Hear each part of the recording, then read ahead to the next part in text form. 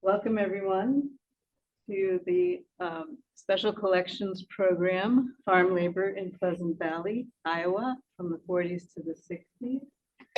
My name is Katie Reinhardt. I am the Special Collections Librarian here at the Main Street Library. And just to let everybody know, on Zoom, we are recording, and if you would hold your questions till the end, please.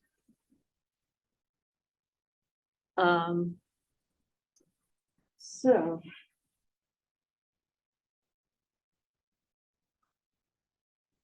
the way this is going to work tonight is our sources for this topic are actually not books or research. They're some of these fine fellows here who have talked to me before. Leonard Lopez is on the left on your screen, and he's here first. And Ralph is Ralph Ramos at the end. And we also have Andy Ortiz at the bottom left of the screen here, graduating from high school. And in the middle, Pedro Lopez. And Leonard has helped me gather together all of these guys that have had experience working the onion fields in Pleasant Valley and also doing other harvest work during this period. And I'm basically just going to interview them, ask them some questions like it was a podcast or a talk show. And then we'll show you some images of what it was like to do that kind of farming. So I started out, I wanted to tell you a brief history of onion farming in Pleasant Valley, but we've got a lot of questions, we've got a lot of talkers, and not a lot of time. So, but I will, as I am a librarian, give you some references for finding out about the early history. The first here is a book called 50 Years in the Onion Business by Russell M. Rice, who was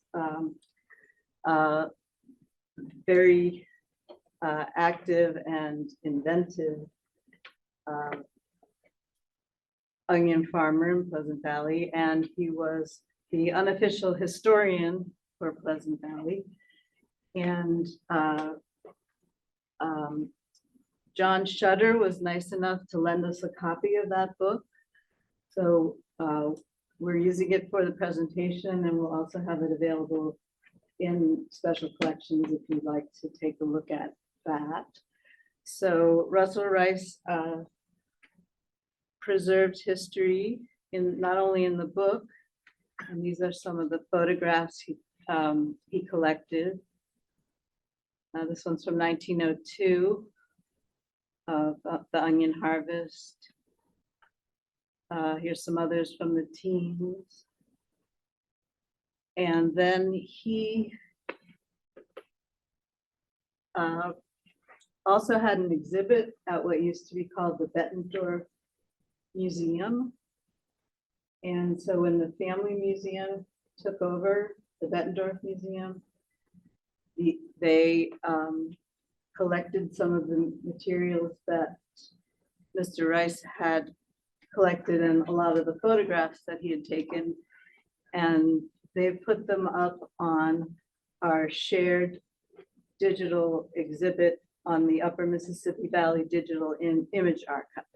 So you can take a look at some of the photographs that Russell Rice took if you go to that. It's just an online image catalog. Just look under the family museum. So there's a picture of his exhibit in the Bettendorf Museum, which I think ran from the mid 70s to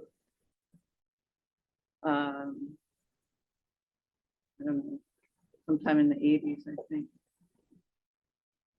So in his book, he also records some of the basic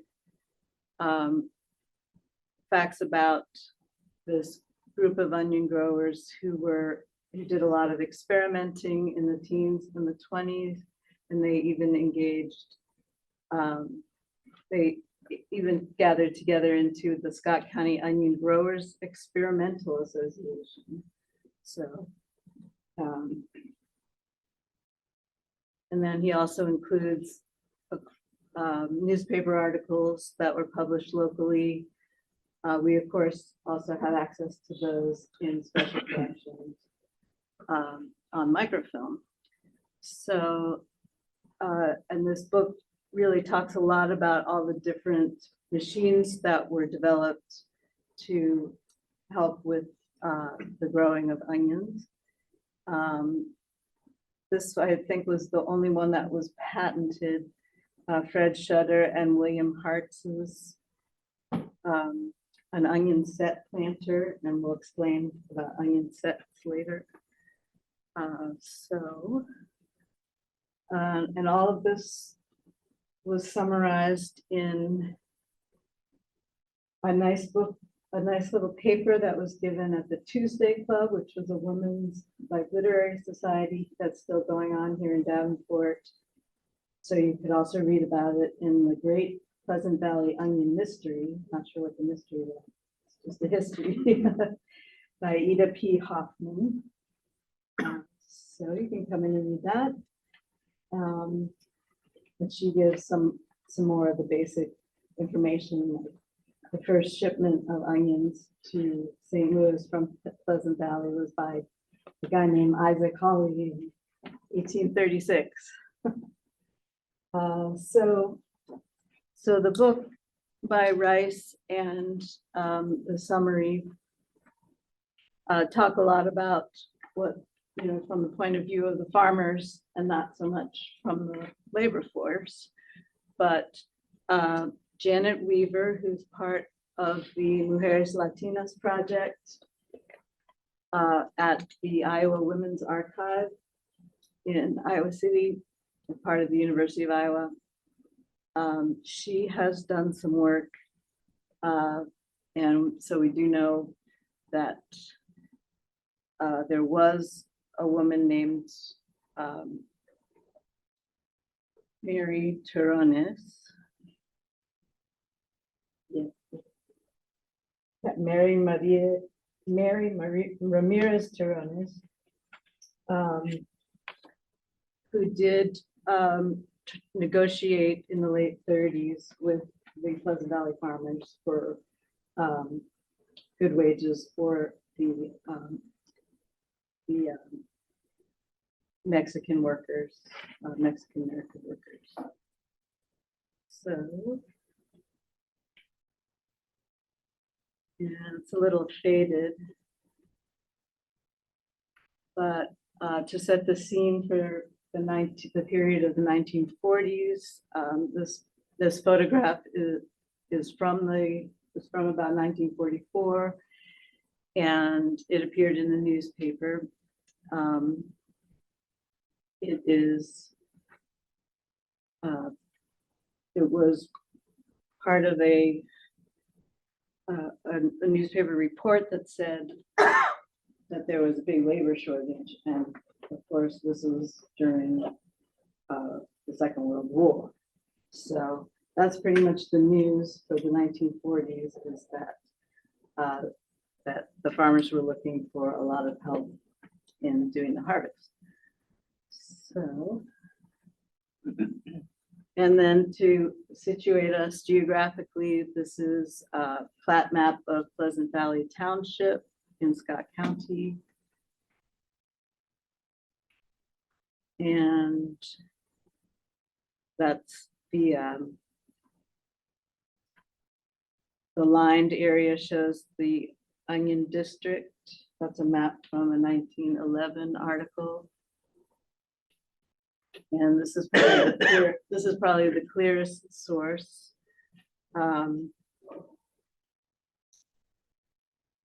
So it shows the bluffs and then all the land from pretty much the bluffs down to the river was the onion growing area. And here's a picture of what it looked like before 67 was built.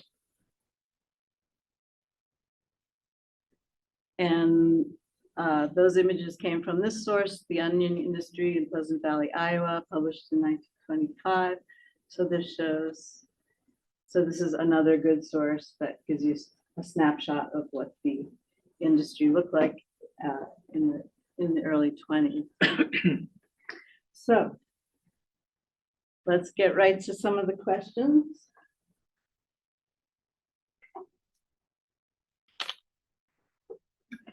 So, can you tell me why your families pursued work in the onion fields of Pleasant Valley?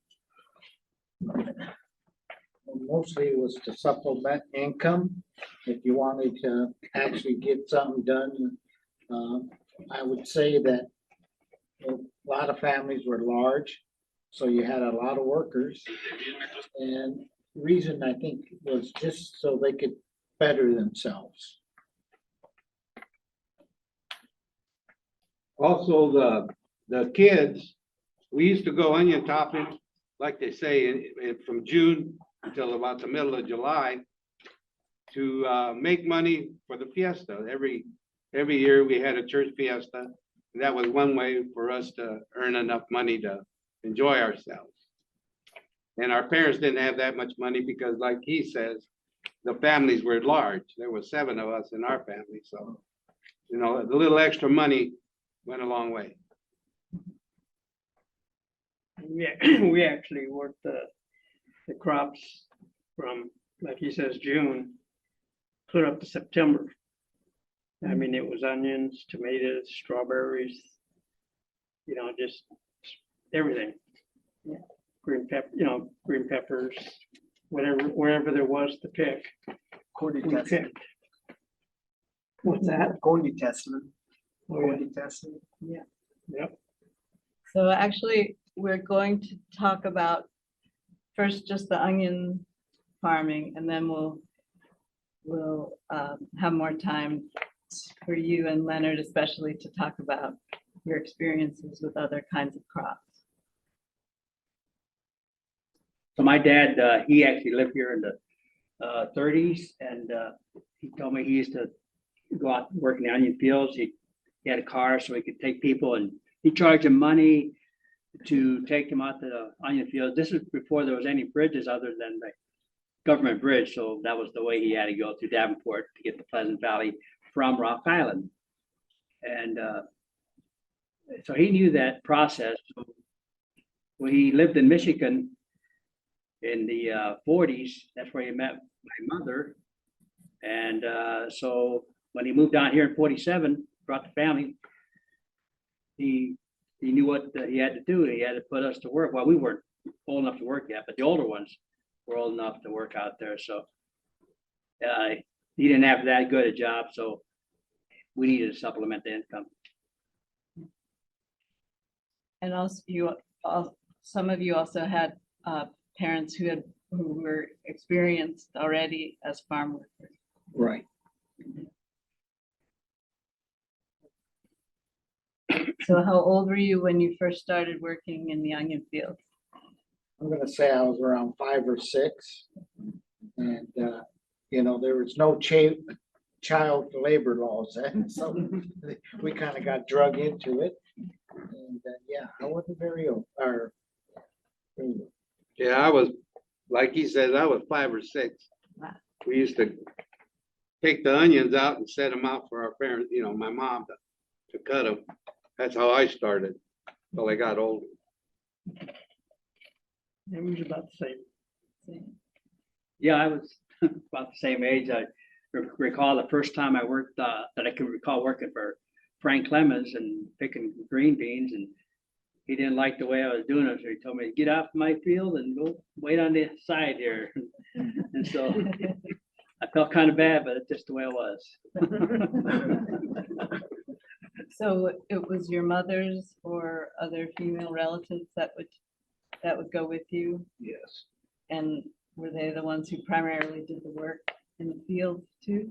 In my case, That it age, yeah. was my mother and father and my grandmother and my aunt. Ah, They pretty well took care of us all.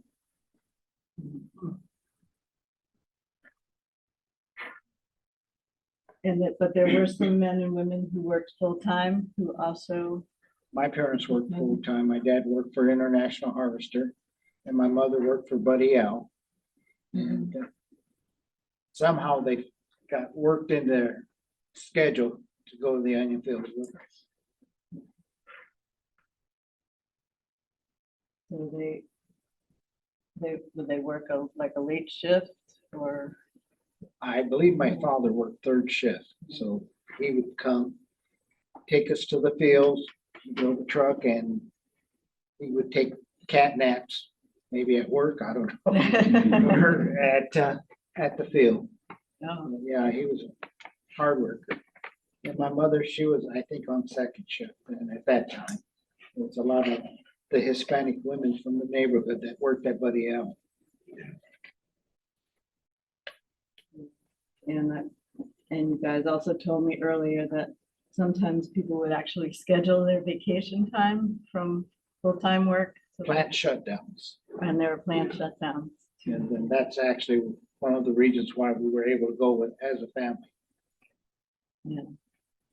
And Pedro, you told us about your uncle and how he would take you. Oh, yeah. Yeah, he would take us, and it'd be dark. So he would shine the lights of his car on the field so we could see the field. So we could see the onions, and so we'd work until like 4 o'clock in the afternoon, From what time?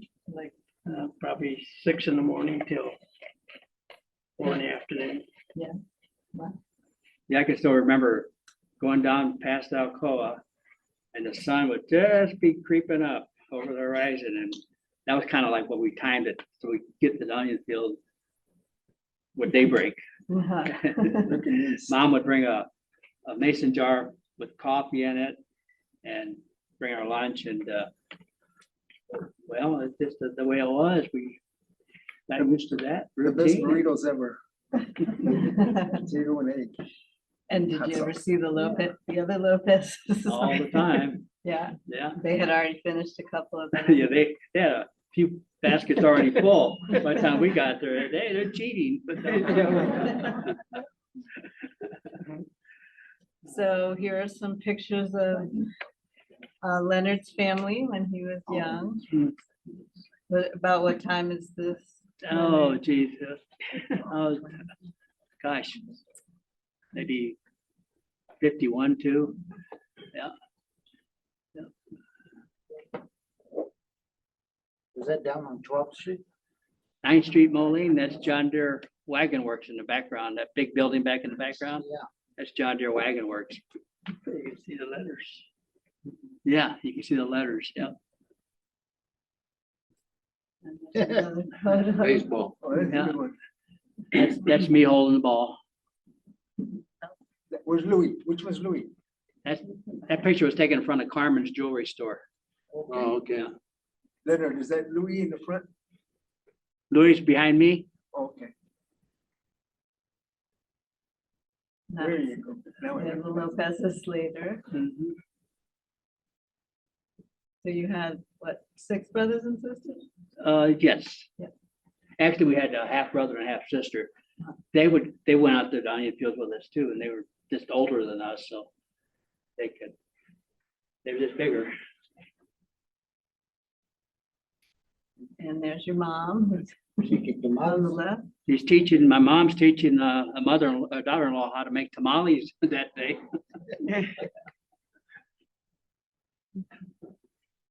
Only at Christmas time. Oh, Yeah. oh.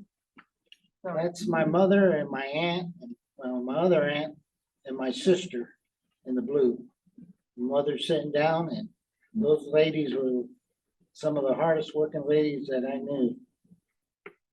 Did they all top onions? They all topped onions. Yes, they did. And the lady who's standing up, the tallest of them all, her name was San Juana. She was from Mexico. Oh, yeah. And she was a mail order bride, I guess. would be the- Or one of my uncles. He was about 80 years old. Is that Mrs. Sierra? Yes. So which farmers did you work for? Well, we worked for Stanley Shutter and I'm trying to think, of Dean Shoemaker and Wayne Kerr, And Pointers. Twiners, yeah, the Twiner brothers.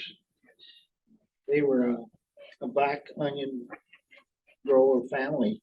A lot of people didn't know that there was a family that did that, so. So here's an ad from 1949 that lists a lot of the names of the farmers. There's that Cunningham.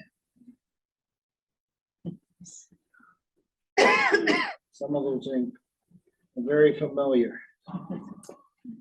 And then we have a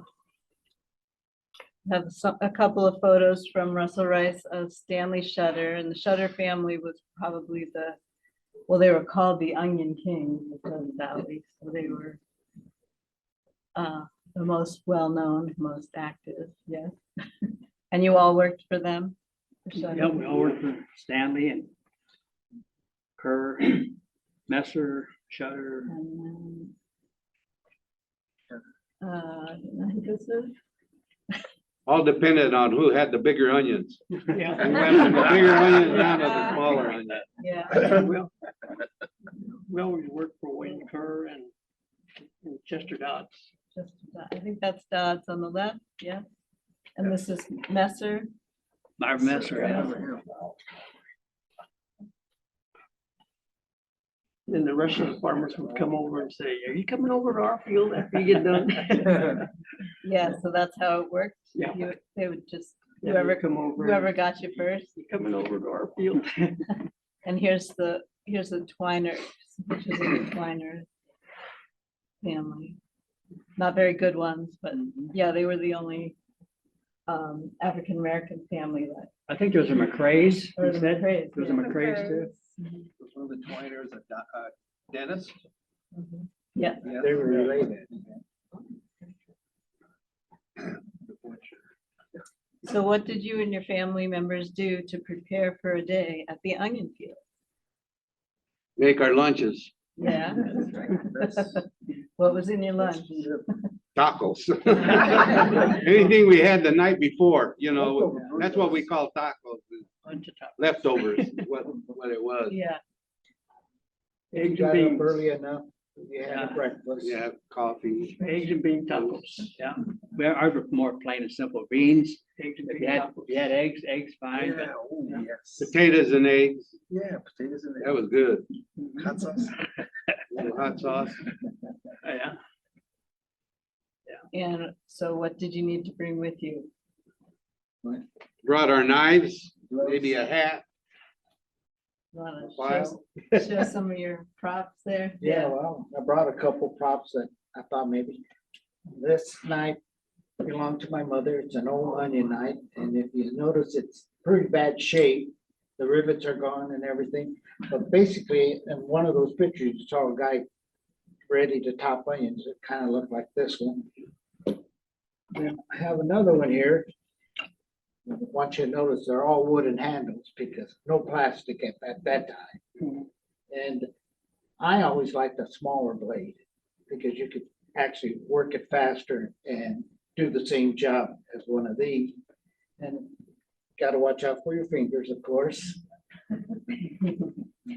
So what else did you need? And what did you wear? Clothes. No, you know, Besides a hat, what would you need? the hats. Well, I brought Sure. this hat because that's what my aunt and my grandmother used to wear, something like that. And then the other one I just happened to bring along because if you could afford it, you had a hat. And the younger kids used to have what we call cowboy hats. They were red and what was the other color? You remember? Black. Like they were kind of Roy Roger hats. Yeah. Oh, They yeah. had little things around the hats. but yes, Yeah. So, but you did have to wear like long sleeves, long. Long pants, sleeve, yeah. long cotton sleeves. And a scarf, Yeah, yeah. I'm dark as it is. I didn't need to get any darker. This is one of the scarves. It's not the actual one, Just but it gives you some idea Yeah. that you either wore it around your neck to cool you. Girls wore them on their hair. And sometimes if you were screening, you'd wear it as a mask. So we also talked to Andy Ortiz's sister, Tina, and she said it was the only time she got to wear jeans as a girl. She thought it was fun. So how did you get from your homes out to the field? You want me to answer that? Yeah, look at Rough or? His mother used to drive most of the time. She had a big red truck and then, Did it well, look all like- the neighborhood used to be down to their house right around 6:30, 7 o'clock. So that's how we got there. She charged us 25 cents, so we had to make 2 bushels before we could make any money. Yeah. Yeah, we used to, my dad would drop us off before he went to work at the steel mill. And then he'd pick us up after he got off of work. And sometimes maybe a farmer would come pick us up if we didn't have transportation because they wanted us out there. So they'd actually make the trip to Moline to take us to work. Did I find the right kind of truck? Yeah. That looked right? it has it off Those are, the gates that come off and they interlock. so tell us about your mother, the driver. Well, my mother was short in stature. And sometimes she'd have to get down there and get the old break because it was a standard shift. And there'd be 3 of us in the seat. In the front, usually it was my grandma, my aunt, and her. And the rest of us would be on the back end of the truck. And we would take the gates on the back side and use them as a ladder to get in the truck. Oh, And then sometimes you could climb up the side of the wheel and just climb over. But yeah, it was fresh air. So, and how many people could you pick up? I said maybe 30 30. standing up. Standing. And where did you pick people up from? Oh, well, the neighborhood was a majority of it. Then we would go down East to Moline. This Yeah, is, we this would is go Silvis or East Palm? East Moline. Moline. Oh, And then we go to the island, Campbell's Island, and then pick up some people on the way to the onion fields in Moline. So it was kind of like a route. And, you know, I guess, you know, the Denas, which was right by the railroad tracks, lived by my aunt, so it was right on the way. And then my Tijuana, they lived in Watertown, and we go pick them up. There was a few of the family members there. and so the people who came in your truck were called? So Vaqueros, Well, yeah. onion toppers. Pizca. Well, you told me about Nellie's bunch. Oh, Nellie's bunch. Nellie's bunch. Stanley gave us that name. Yeah. So your mother's name was Natalia, but her nickname was Nellie. Yeah. And when truck would come in, everyone knew it was Nellie's bunch. Well, it had a big red truck like that one. So how did you start the workday? We used to jump off the truck and grab as many bushels as we possibly could, because that was your main goal, was to get the The bushel basket? bushel back. Yeah. And get started right away. I mean, there was no, And did you know where to start? yeah, you picked so many rows and then everybody else took how many rows they wanted. I usually took around 4. 4 at a time? Starting. How about you, So- Pedro? How many rows you go? About 8. 8? I heard you're pretty good. About 8 rolls. Yeah. So I'm gonna show some pictures and you guys can explain what it actually means specifically to top onion. So here's what the field would look like. And you waited, and this harvest wouldn't start until those onion tops, which were the green stems, Those onions are still. fell down. Yeah, These are still growing, yeah. Yeah. But the soil was soft enough that when it was time to top, they actually pull out pretty easy. Yeah. So it wasn't like you had to pull them out hard. They just move right along there and grab them, put them in your hand and get over there and do your number there and do it again. So here's the bushel baskets would be stacked up for you to grab.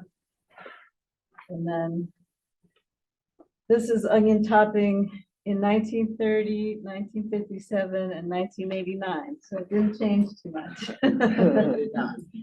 So like Leonard said, you would grab a bunch out of the soft soil and then you go to work with your sharp knife. Yes? yes. And did you work over the basket like that? Mhm. And if the onion tops were too long, you had to cut them to a certain length. Yeah, They didn't want real long stems on them. just like an inch or so. Yeah. So here's some pictures of young Somebody had kids. scissors, yeah. Yeah, Sure. there's some scissors. Yeah, these are young kids. She's 6 years old. In the 60s sometime. And that's Teddy Cruz. He was 8 at the time. So they didn't have to stoop over, the little kids, like they, like in the back, everybody had to stoop over, huh? So there's another pair of shears being used. So this is from the 30s. And you can see how you go down. Everybody would just go down a single row like that. This is also from the 30s, 40s. Notice how everybody's real happy. Yeah. Nice cool day. Yeah. 1960, yep, starting to look hot. 65, 60, 69. There's a big bunch there. Yeah. A big bunch. Yeah, look how big those onions are. Wow. You always went from the field that had the biggest onions to the smallest. Ah, Those two brothers. So what would happen once, Pointers? Yeah, pointers and stuff. After a while, the stronger guys would always pick up the bushel and put it in the burlap bags that they had. That's what that next one is. yeah, Yeah. so what happened once you filled your basket? They dump them and give you the chip. You get Yeah. it, if you. But what I was gonna say, it was an art to, to just lift one of those things up and just, go put it in. Oh, the bag. really? Yeah. And the faster you went, the more money you made. Yeah, the farmer had designated helpers that worked for him that handled the dumping of the onions because they had to control the chips too. So they had them and they would pay the workers.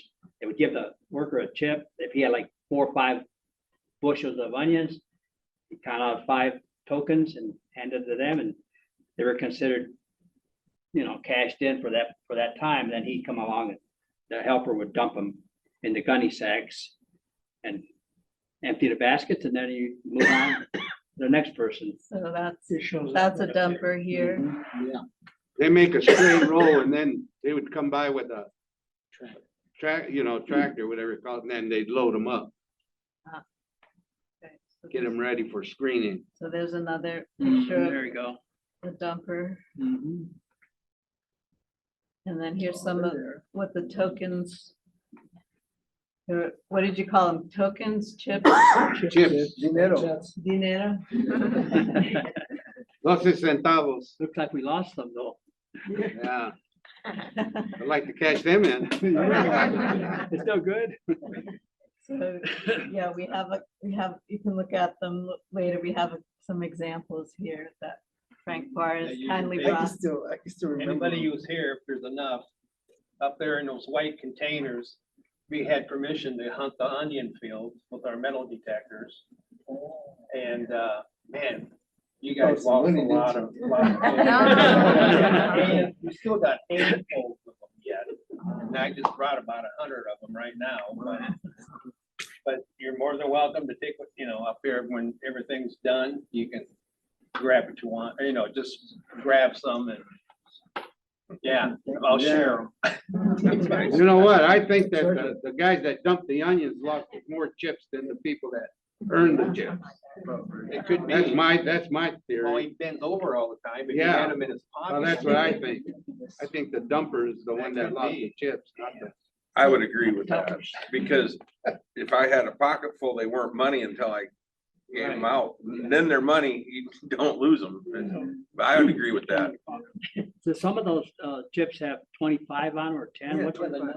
what's that mean? What are the numbers? Do you What- know offhand? It might be Well, the- our chips on our farm, we had a hodgepodge. A lot of ours were like Iowa Dairy and stuff like that. That was just, and we gave out, some of them said Shutter Dodds they would get mixed up. Yeah, they would get mixed up. So we never really made any that said Kerr on them that I know of. But some of them said Iowa Dairy or 5 cent or whatever, but as long as you had one and cashed them in that day. So that's our farm anyway. Call them beaches. 25 cents. Yeah. 25 cents for the sets. 25 cents for the sets. Yeah, Yeah. the sets and seeds paid different. So there was some, it looks like there was some effort went into the design of some of these. Oh, yeah, Pretty they're cool. they're nice. And they all, well, most of them had the, Think how many Some years kind they of went through the identification. process over and over and over and over. here's another page of them. Yeah. So you got, you got paid by the bushel basket? Correct. Correct. 12 cents. 12 cents? Is that, 10 to 50. About 1950, it was 10 cents, then it went to 12, 15, then 20, and we never wanted to mess with pennies after. So we went up by increments of 5, and we ended up at 50 cents a bushel in 1994. Okay. It was 63. so how much could you earn in a day? Pedro, you're the $12. best. $12 a day. $12 a day? Yeah, my sister. Yeah, man, you make $10 more than I make. $14 a day. A real good onion topper could top 100 bushel in a day. A real good. That's what we used to do. Yeah. That's pretty good money.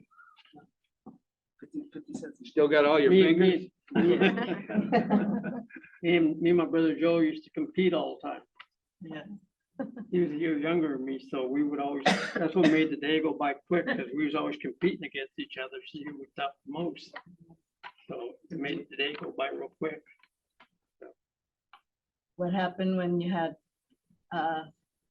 kids in your family who weren't working so fast enough? Yeah, onion fights. Hey, They throw onions Yeah. on, hey, hurry up. we get swatted. Hurry up, don't be slacking off. What did No Doña lunch for them. Petra do? When the Petra would throw onions at you. No lunch. She would keep you in line.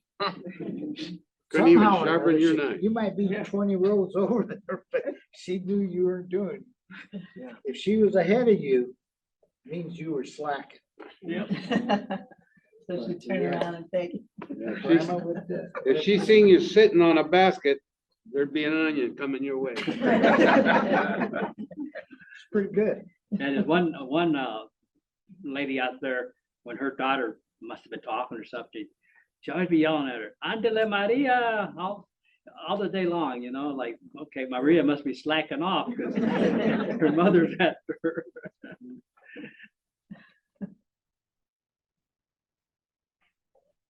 So it obviously looks like hot, sweaty, tiring work. No Were break. you able Just to lunch. take breaks? Just a lunch break. You made excuses. I gotta go to the bathroom, get a Lunch drink or of water. water. Yeah, with those big wells, get that Yeah, so that, tell me how, iron tasty water, yeah, if you, well re- water. do you want to come up and? I would love to. Yeah. Sure, please. I had we had three sisters and just me and my brother, 5 of us. And we would actually, in like 5 to 6 years, we had made enough to get into the restaurant business. Us 5, Wow. yeah, we make good money. But the women are so much harder workers than men. I don't know, that's a fact. My sisters were just like, I don't know how much, how hard they worked, the back, they have strong back, women have strong backs. Man, they were just, and we'd be trying to catch up with them. I was only like 7 years old, 6 or 7 years old. The really fast guys were the guys that came from Texas. They were the migrant workers that were here to make money. Them guys really worked hard. They would outdo us easily. Yeah. Like a lot of people would travel, they would just travel from location to location all over the Midwest. When I was in the service, there was one guy that had the same last name as me, but he told me his family used to travel from Texas all the way up to Washington. But that's all they did. They all the money went into one pot. They didn't get, it just went to the parents. And that's what they lived off during the wintertime.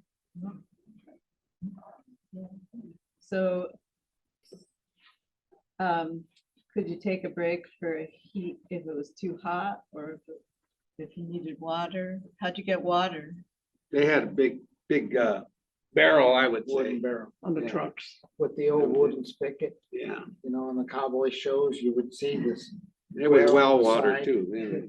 Yeah. And so they had a spigot. These were community drinking cups. Uh-huh. Some of the farmers would give us nice And, cool sugar water. Either that or they had a dipper or whatever you call it. Oh, yeah. ladle. Ladle. Yeah. And what about a bathroom break? How'd you handle that? Right behind the bushels. Some I don't- places had Dogs had an two outhouse. holes. I don't remember. Yeah, we always had an outhouse.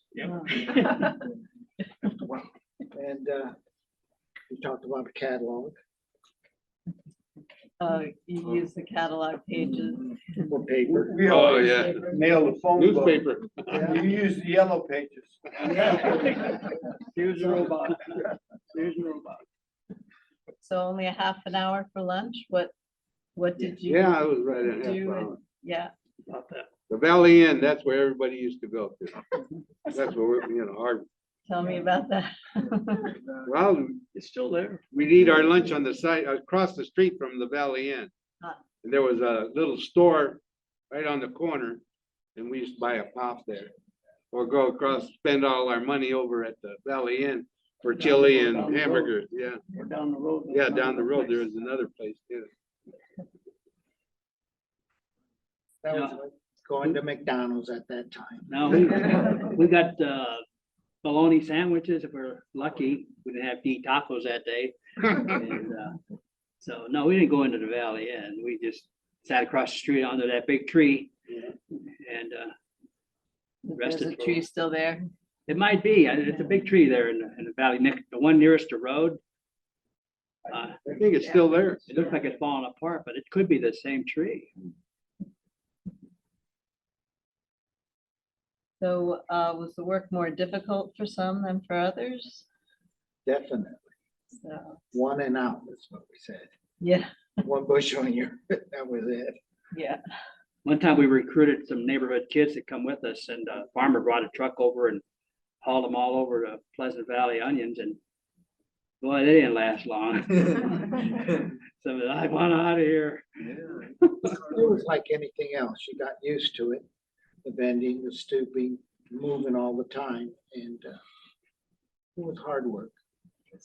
Leonard, you told me somebody just started to walk back to Yeah, Moline over the bridge. I think one of them walked home from Moldy. How bad it was. Yeah, and Tina, your sister told us, Andy, that there was a girl who just flat out fainted after she did one bushel. So obviously there were little kids around. So what did they do if they were too young to actually handle the topping? I can answer that.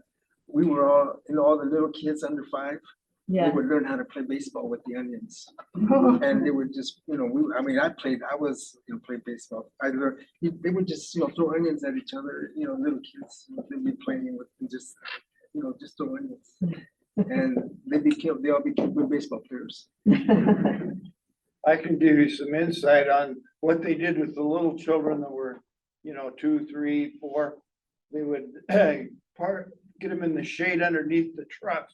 So I would instruct all my helpers, whenever you move the truck, you walk all the way around the truck, look at the front of the tires and behind the tires, because you don't want to be pulling over, a little child, and they often, that's where they slept. Oh, wow. Everybody else had to work. But some of them would help gather the bunches. Yeah, I would, for me, I used to just pull the onions out and put them in little bunches. And just, keep on going like that. I wouldn't top them. My mother would be right behind me cutting them. So you're a good helper. Yeah. Wouldn't get paid, but And you gathered the bushel baskets. Yeah. And stuff. Well, Pedro, did he tell you that his younger siblings would be at home and they'd have supper ready when you got home, or? Yeah, my sisters would be 8, 9 years old, and they'd cook supper for us. By the time we got home, the girls would have supper for us to eat. Yeah, pretty cool. Yeah, they had to stand on a bucket to cook. Be 8, 9 years old. They learn fast. Yeah, make And you were older than they were? Huh? You were older than they were? Yeah. So, wow. So, yeah, sounds like the women really ran the show, even as girls.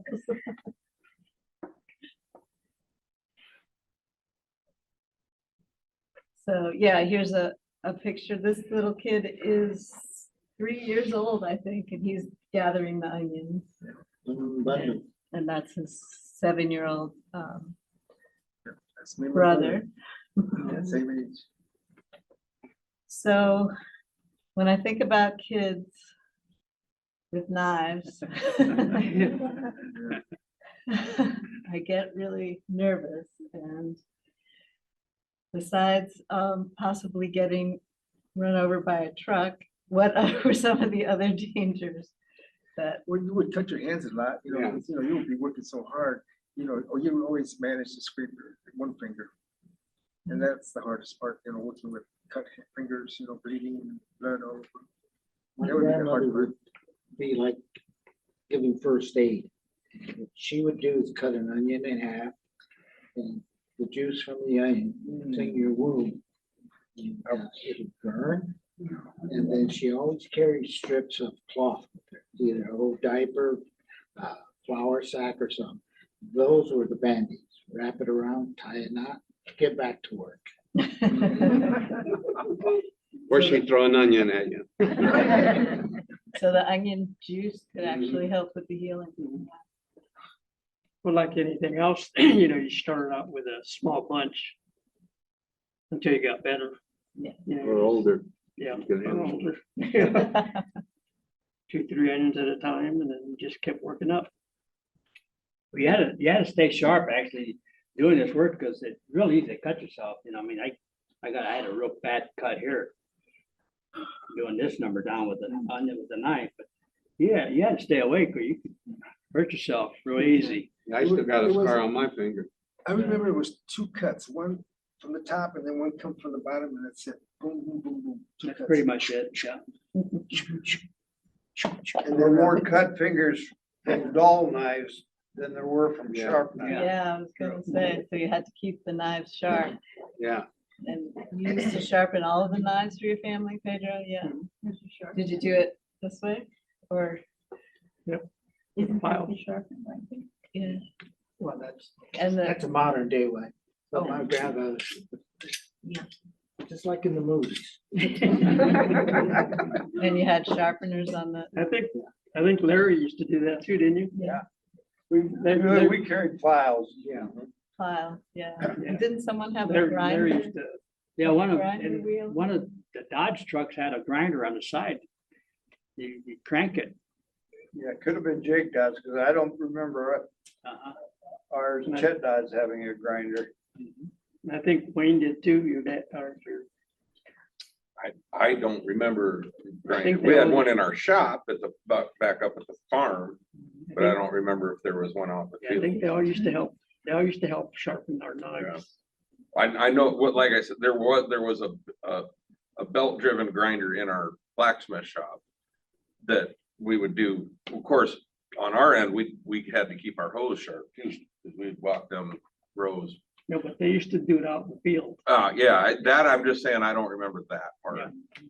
Yeah. So what about, the truck ride could be dangerous, the truck ride over, yeah. Very dangerous. Keep your hands inside the gates. You don't want to be hanging out. When it was time to go home, the truck was moving. Being an open bed, it's against the law now, but back then you could ride in the back end of a pickup or in our case, the back of the truck. Yeah, my sister flew off of the back of the truck one time. We were going up to Shoemakers. She flew off the truck. He accelerated or hit a bump or something, and she flew off, cut her arm up. Then another time, we were racing another truck, and this girl had her little pinky sticking out, and she had it cut off by a sign that was on the side of the road. So you had to keep your hands in. Yeah. Anything in the fields that was dangerous? Were there pests or No, spiders or snakes? Just the knives. Just the knives. The heat and then rocks. heat, yeah, heat stroke. Rocks at you. Rocks. Yeah, you get hit, you get hit with a rock once in a while, because there was like 3 or 4 kids, going too far with the onions. You get hit with the dirt rocks. They would throw them. Okay, so other kids were a danger. So yeah, and it could get really hot. Here's this is in the 36, I think there was a big a heat wave, record heat, but they were still out there working. And then I found this in the newspaper. It was Ernest Rangel was injured. General? Yeah. Yeah, the big general. Tried to jump on a truck. Ernest Rango, 15 Ernie. years old, Ernie. You know who that is, don't you? Yeah, General. That general. Oh, is that his dad? No, that was him. It's Ernie. 15 years old. Oh, That was that's 1945, I'm sorry. Russell and. when it's That's brothers, interesting. Russell was still down here. Right. Yeah. So what were you able to find anything fun to do while you did this work, or was it all business? We used to play a game called Stretch. You started with your legs together and then throw your knife and then stretch your leg. Then the guy you were playing against would throw it, stretch the opposite way. So, Stretch your legs out? oops, to the next. And if the knife didn't stick, then it would be the other guy's turn. Oh. Then you throw it and stretch. Sometimes when you're all the way out, guess what? The knife kind of accidentally got thrown the wrong way. So, Then if you moved, you lost. That was one. did you ever hurt anybody? Not me. You might have ripped your pants, but that was about it. Because some of the older boys would go swimming in the river. If the farm field was near the river, they just migrate over there and get cooled off. There was Wayne's field. Yeah, Wayne, right by the river there, yeah. Uncle Bob used to go out in the rowboat and he was in charge of safety. Do you remember Uncle Bob? He was mentally challenged. Sure. And it was, I guess you'd call it cute or funny, but he'd be rowing down around nowhere near the swimmers. Just, he was the safety crew, so. In other words, if you were swimming, you'd drown. Okay, well, I think I saw a picture of Uncle Bob Yeah. earlier. The Yeah, other guys. yeah, he was a character. Yeah, he drove the army truck around. The little- Well, sometimes he'd pay guys twice. He liked to go out and walk, he'd get a handful and he'd start walking up and down. He liked to be everybody's friend, so he'd just start paying you. Well, you know, hey, buddy. Wow. Farmer went in the hole. And you, Leonard, you said you used to wrestle? Oh, yeah, we get so bored, we'd have to do something else. We'd start wrestling with each other, my brothers, and just, you know, we just wanted to Impress the girls. you just press said. the girls. Hey, look over here. Yeah. So this is a picture of some, looks like they're not really working, this gang. That's Sam Sandoval. Los Diablos. So Diablo, yeah, Sam and that boss with the Los Diablos. I figured that was him. Yeah, There's Sydney right there. yeah, that's it. Sid Trollus. They Yeah, all have right there. nicknames. That's why we're saying. yeah. Sometimes we didn't even know their real name. We just knew them by their nickname. And I don't know what kind of, if these people are playing a game or what, but Looks like he's throwing the knife. it's like he's Yeah. playing stretch, Like they're yeah. goofing off to me.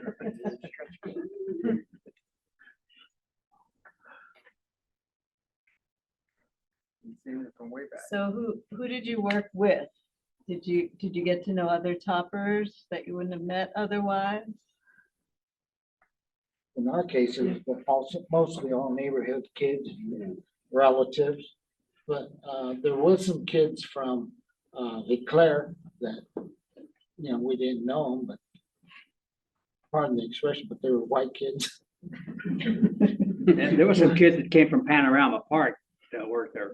Rudy Clausen, did you know him? I worked with Rudy.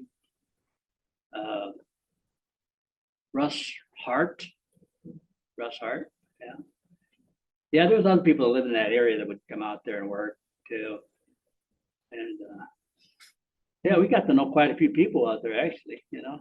Panorama Park, is that where that little place was, the road separates Yeah, to the right? well, you know where Watkins's farm was Yeah. there? Like across the street, I believe. it. Yeah. There's a road that went up the hill. Yeah, it went up the hill and then Monk's Road, like the Kerr farm was between Monk's Road and Panorama Park. Oh, yeah. And Watkins was right across Valley Drive on the other side of it, right there. Yep, that's what you're thinking. And did you work alongside the farmers' families too? So, It wasn't until later on, Andy and I both worked for Shutter. Sure, yeah, that's. $1 an hour. That was good money back That was then. good money, yeah. So, yeah, I found this picture in the Rice book that on the right that shows. See that? She was obviously related to the farmer and. Ruth Ann was, yeah. Yeah, See that girl's hat? Kind of looks like that one up here. yeah, and I think these are farmers' kids too. Raquel. Jetta's on. So how did the workday end for you guys? Last bushel. Oh, yeah, that was a great. That was the best news of all day. Quick. First, let's Didn't have to explain. tell me twice. You'd be working and you might have a half a bushel, say, half in the last bushel, that meant finish up that bushel because we're gonna go. Yeah, everybody would pitch in to help finish the bushel.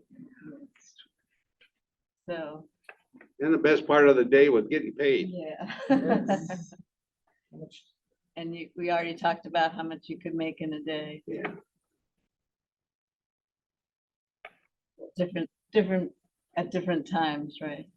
Era. The question there.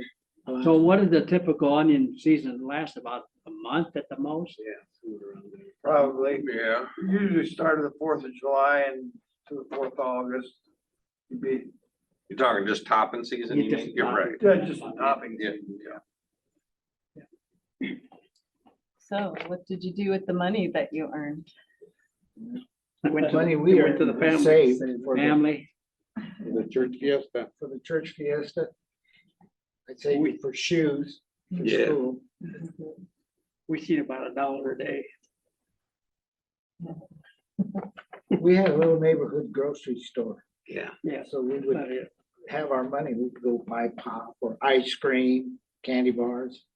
Remember the little wax things? that we Yeah. used to buy? Then the little Coke bottles was only a nickel. Then we used to put a penny in the peanut machine, and then we put the peanuts in the Coke bottle. Shake it up. Shake it up. So like. For most- 6 cents, you had a like good most drink. kids, Candy was everything, yeah.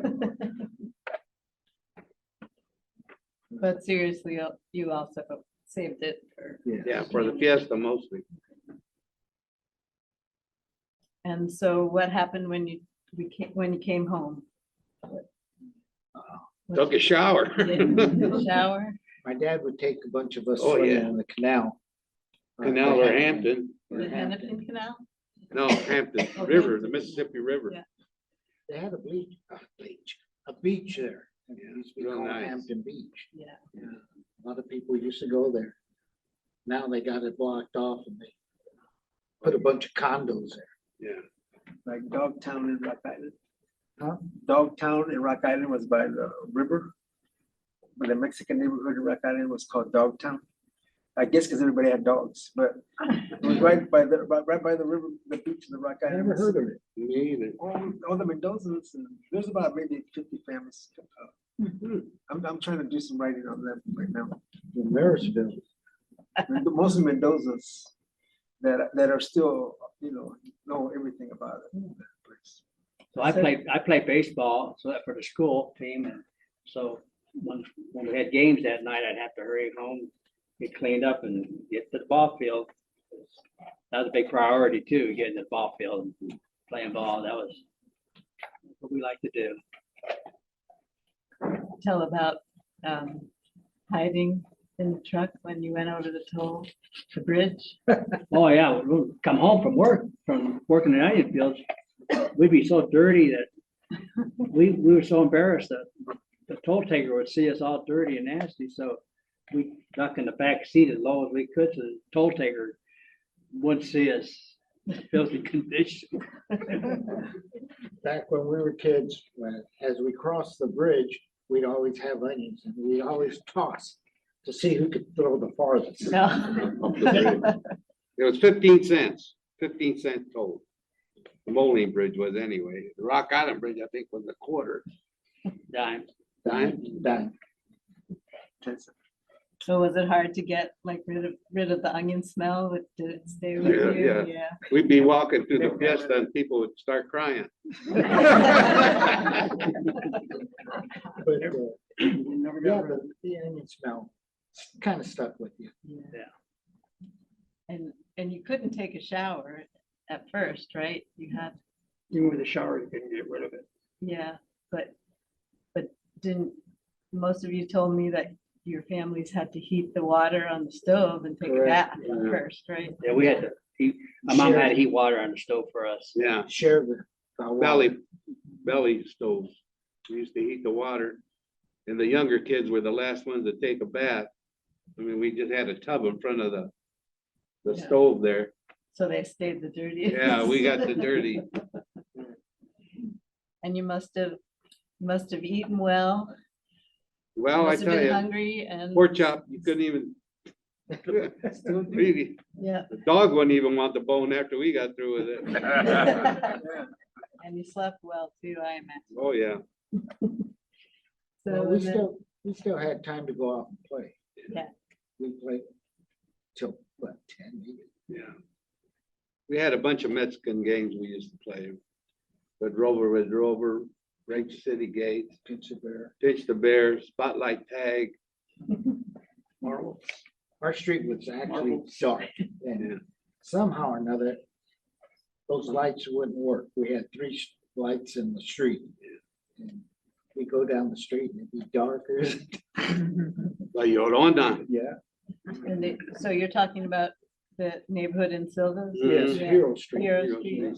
So that was what was like second, fourth, Second, just Second Street. so.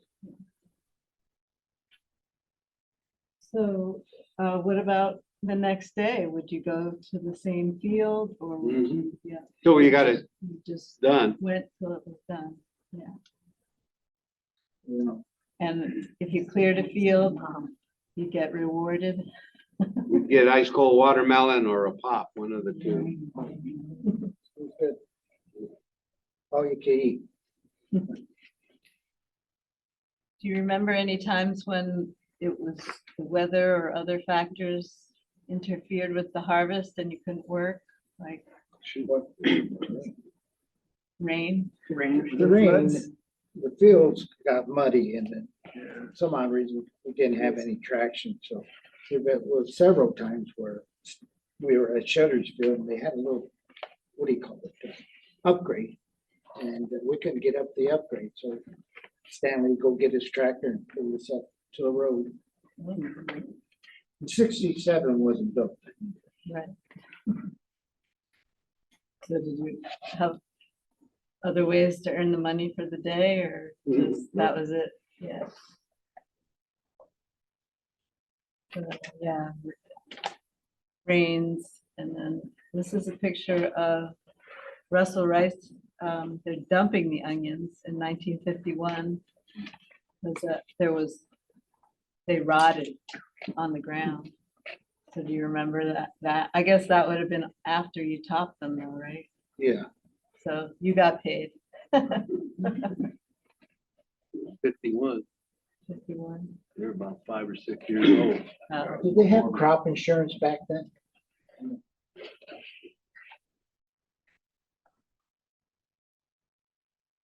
I'll tell you something real quick. Just, boy, I was pretty little, but not to jump ahead, but we would load up train cars. And we had, Larry, you might even remember that. I was very little, but I remember it well because Grandpa used to take me into the bank with the deed to the farm to get our loan for each year, you know. We had 2 train cars that went to the meat yard in Chicago on the wrong train instead of the produce yard, and they sent us a bill for cleaning them cars out. We were expecting a paycheck for 2 train cars full of onions, and they sent us a bill for cleaning out their cars. And we didn't onion farm much longer after that. No, I mean, really, I remember it really. I just, you know, talk about a big loss and stuff. Well, that wasn't our fault, but no, there was no crop insurance. They said they charged us to clean we were done, and what was our last crop? I don't remember, but that did us in, honestly. Yeah. in your care? Yeah. Did you guys, would you guys have onions on them that same train or not? No, Boy, that was, luckily. oh Christ. So That was- it wasn't just the topping part of the harvest. There are other stages to the harvest, and I'll show some pictures and you guys can tell me if you worked with them. Describe them.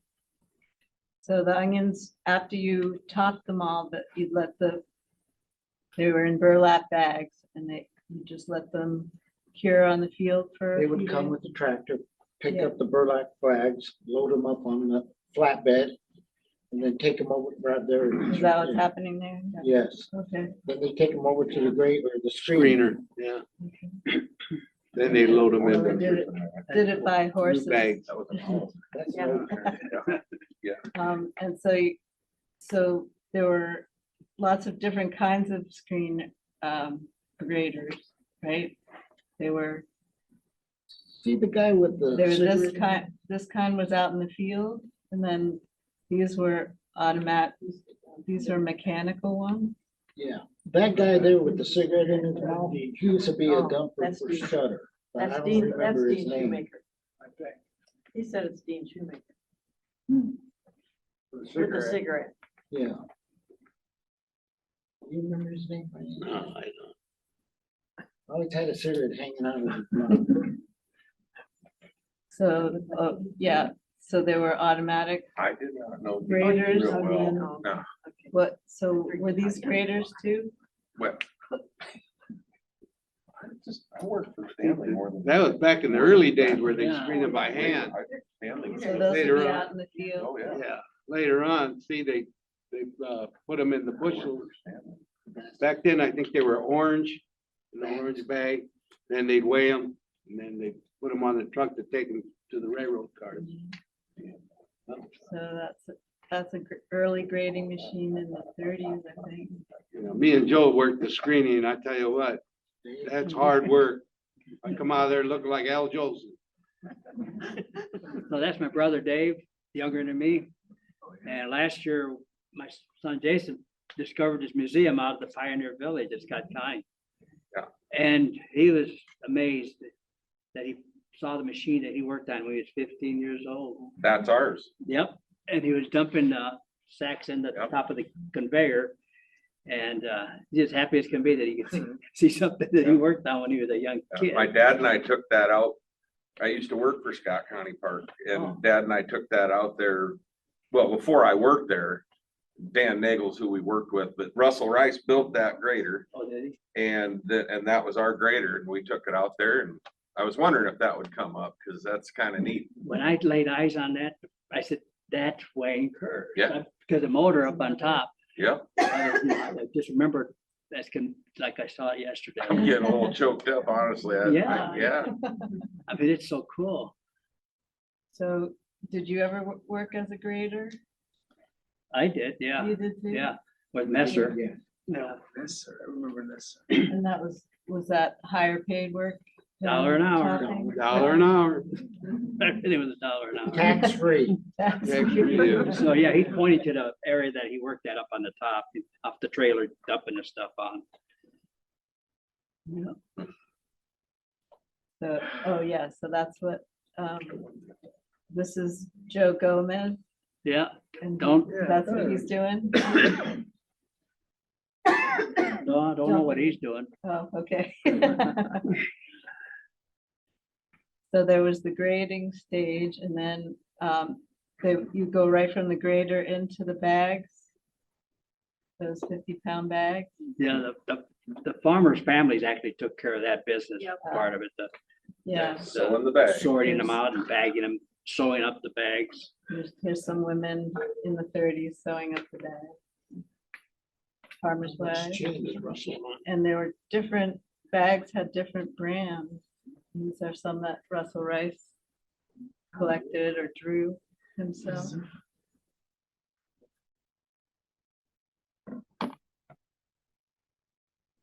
And then you'd load the bags. Load them on truck to take to the railroad cars. That's red bags. There's the red bags, yeah. We had that conveyor belt to help. Yeah, you. So, and did you help do the loading in the cars? Nope, Railroad car? we didn't do that. Hartfield was where the Actually, Miracle. we did more grading. There's Stanley, Shutters. Stanley on the right, right? Stanley and Shutter on the right. Yeah, that is. And then, is that John on the left? I just know Stanley. You I can't think John's miss him. right next to Stanley. Yeah, John. Stanley always had a cigarette out of his mouth too. Yeah, he's hard to miss. Not hard to miss. And did you also harvest the onion sets? Yes. So we have some really nice pictures that were taken for an article in the Rock Island Moline paper. Moline Dispatch that the Rock Island Historical Society has. And that's what the onion sets would look like as you pull them out of the ground. Onion seeds. And then they were smaller than the onion bulbs. So tell me about what's the difference between an onion set and an onion bulb. Actually, the onion set is what they plant, for the onions. What you do is you put them in them screens and you take the dirt out of them. Plots. The clots, dirt and clots, you push them with your thumb, push the dirt clots out of it. And then you put them in the baskets. I think the flowers to make the set, we had to cut them also. The bulb. That's from the mother bulb. Yeah, It was a 3-year looks process. like a big flower like that. See way in the back there, like a stack, isn't that the stacks where you put the sets in and then they aired them out? Yeah, that's right. So they had to dry out. I think that's what, they used to pay 25 cents a bushel, wasn't it? Right. Yeah, the set, yeah. Yeah, so there's some of the Our stacks. shed for that, the one that in the back is almost underground. That's the screen they used to use. So that this was a whole other process that lasted into August. Yeah.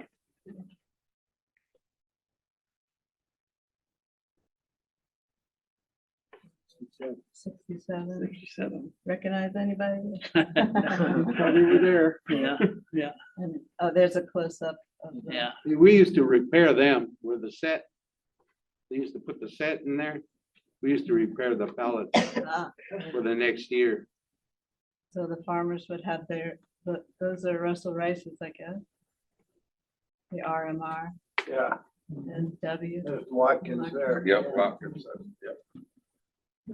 And then, oh, this is, Yeah, you don't see. It's loading the box cars behind the Valley Is that Inn. Rock Island Nights? You want. The is it Milwaukee Road? Oh, Milwaukee Yeah. Road train. So this is in March. There's, because the farmers would actually sell the onion set to other farmers. I think these are being sent to New York State. So that's what Yeah, they, they're- what they're the, the initial seeds look like. Beautiful photos. And 1 year, that's Albert Shutter, yeah. That's I think that's what you said. who Stands dead. made a lot of money on the seed. Yeah, and there's another beautiful. Seed.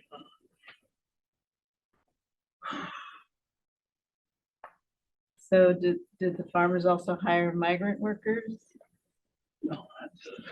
Yeah, Larry, did you guys have hired any?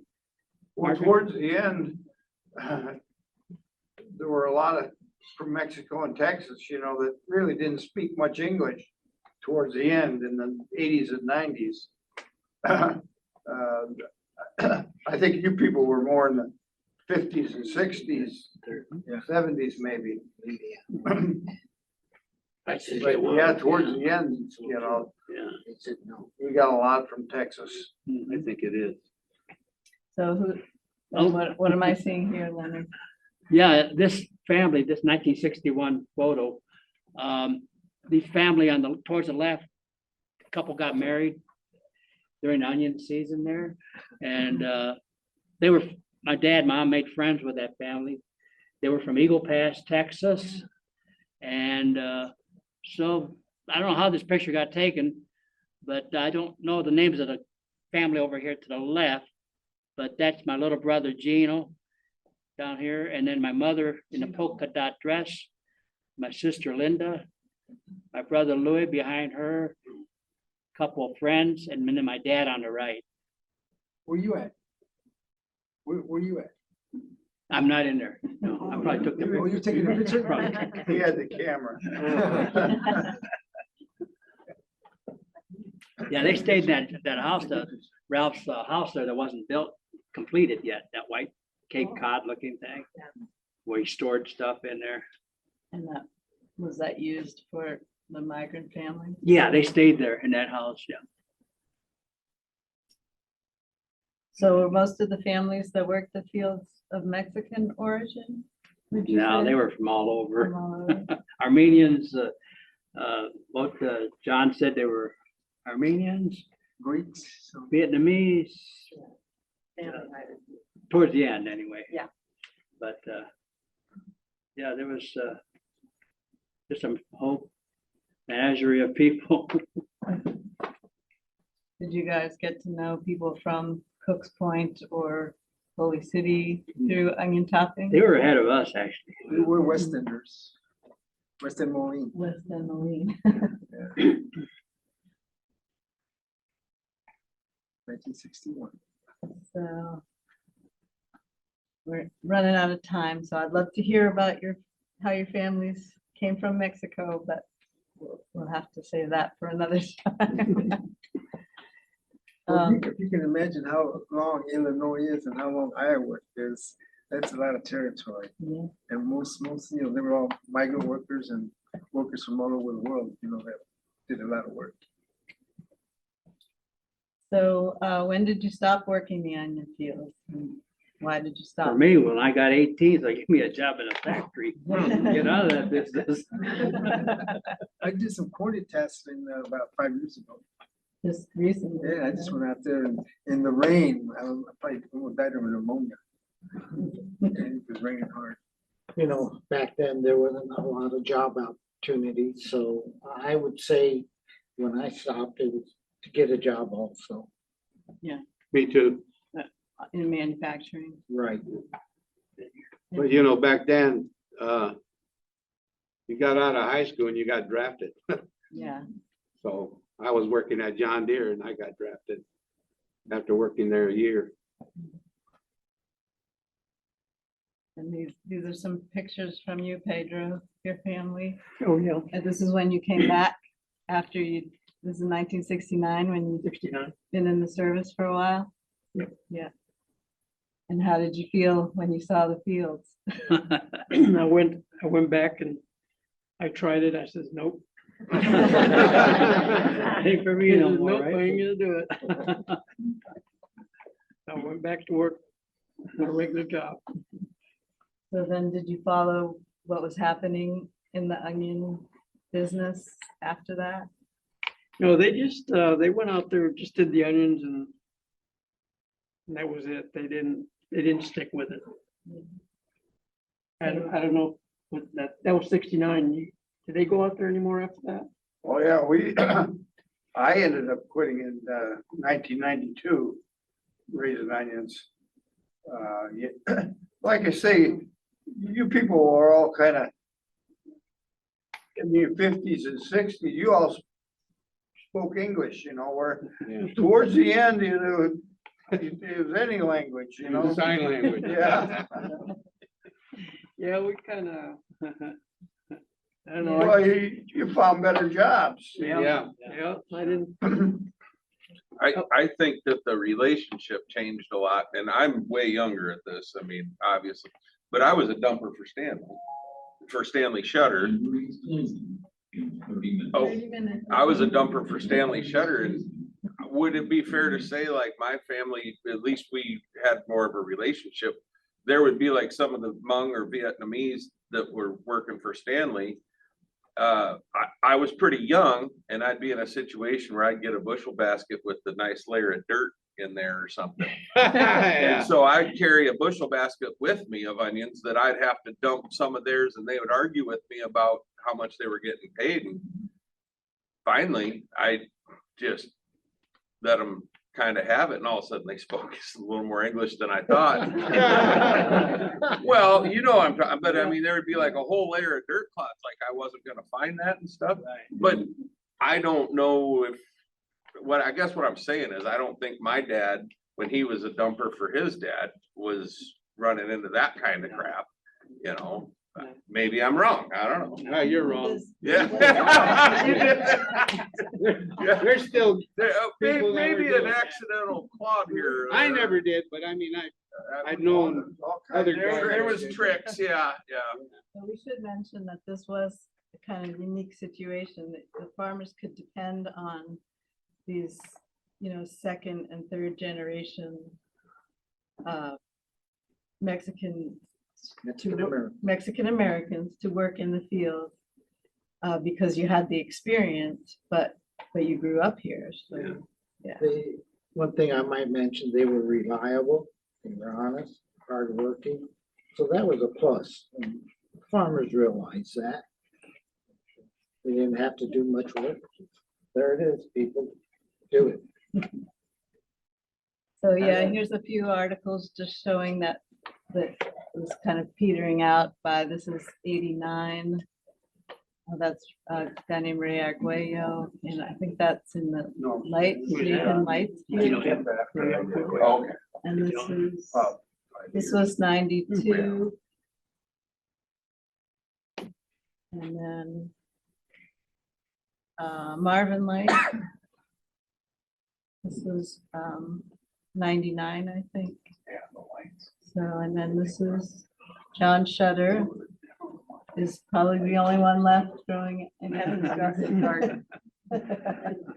In this Pleasant Valley. Yeah. That's where I get my onions. Yeah. Do you have to top them yourself? No, well, sometimes we do help. And I do. I love them. All right, just curious. I can smell a rotten onion from a long ways away. The soft ones. Ooh. Can't wash that off. All right, so we have a few moments to talk about some of the other crops that you work for. I'll turn this over to you, Leonard, and you can talk about here's the Clemens Market. You work for Frank Clemens. Oh, yeah, it's my brother Dave over here on the right. And that's Frank Clemens, and I think that's his grandkids there. And yeah, we work for Frank a lot.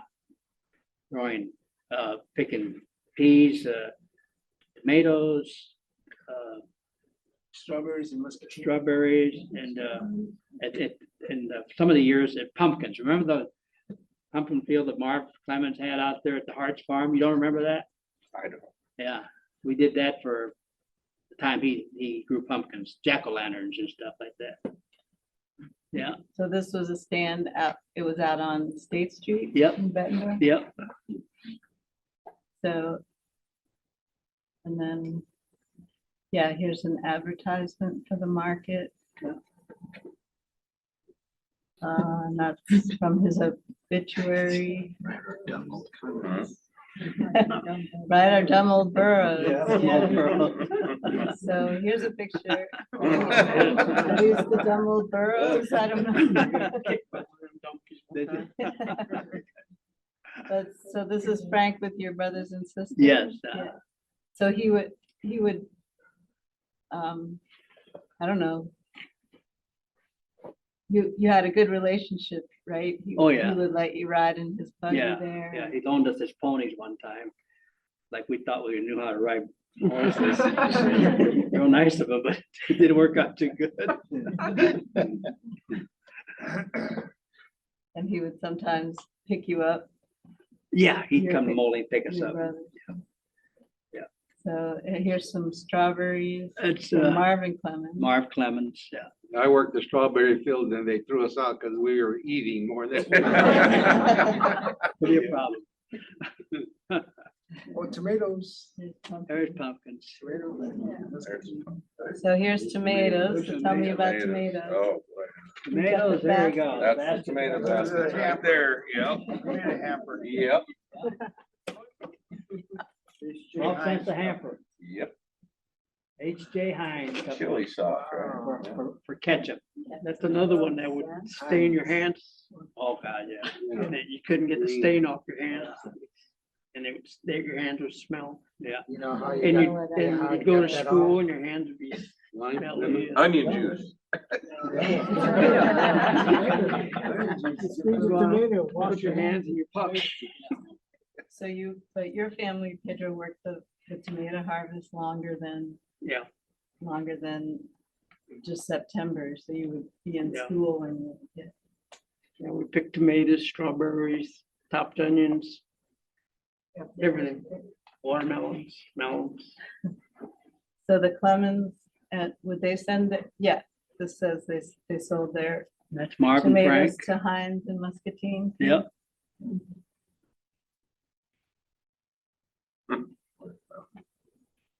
Here's that's good. So yeah, everyone works for Heinz, huh? We used to pick tomatoes in East Moline. And nobody knows that Yeah. that there was tomato fields in East Moline. Yeah, we I think there was two. Not very many people do. The King, it was called the King Farm. King Farm. Yeah, he was at transfer station too. Yeah. And didn't your family have a tomato Yeah. farm? Yeah. Yes, we did. You We know, United Township. is- yeah. Yep. Yeah, we used to pick tomatoes for them. Looks like a new boss.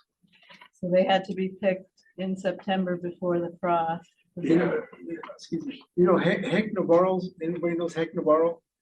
Henry from Oli, his daughter, had a big farm in East Moline too, and just recently you can go there and, you know, you pick whatever you wanted. I mean, they're every vegetable you can think of. But a lot of the Asians would come there and get all the good peppers, you know, until they'd be gone. But so yeah, hurry up and get your peppers. Yeah, it's and you go there and you pick your stuff, and then you know you buy it by the pound.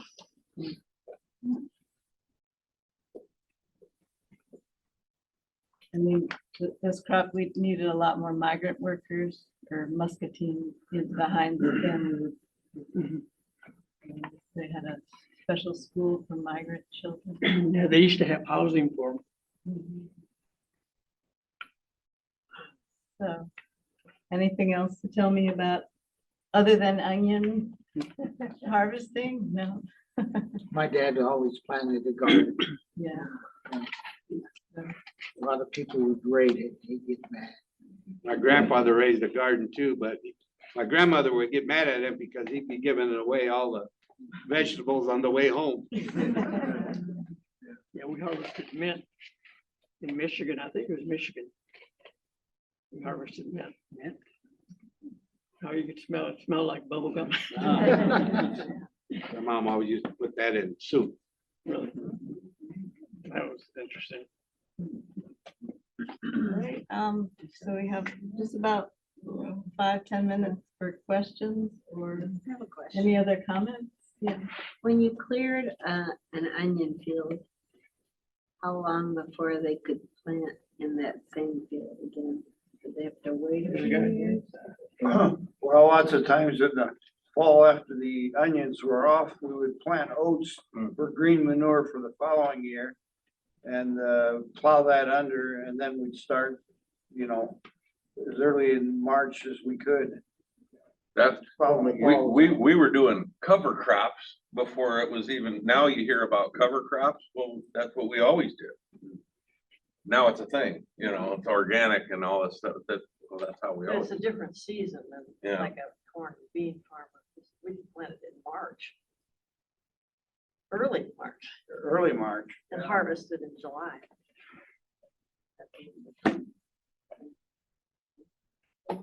I would say if you took 20 high school kids out there to top onions, 20 would quit. I mean, they just don't know what it is to them. They must Sad to have, say. they must be mechanized today, you know, the onion. I don't know. What grandpa always told me when we were done way before Larry and Stan but grandpa always said, well, they learned how to irrigate down in Texas.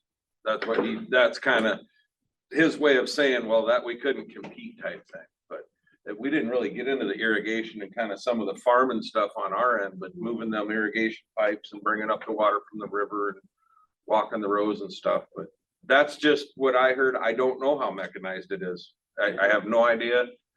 I know they've gotten bigger over the years. You see, boy, Well, in peak ground, mechanization is there, but down in Texas, they're still harvesting Yeah. by hand. I mean, I would assume it's still sandy soil. We had that gumbo, you know, but, When it rains, that gumbo, wow, yeah, pretty sticky, pretty sticky, yes. but it dried quick. It Yep, did. yep. Well, thank Now, you. folks, don't remember that Oh, up here at these little containers, there are tokens in there that people have lost. I metal detected them, found quite a few of them. So I'm sharing with you folks, if you guys want to come up or whatever and grab one,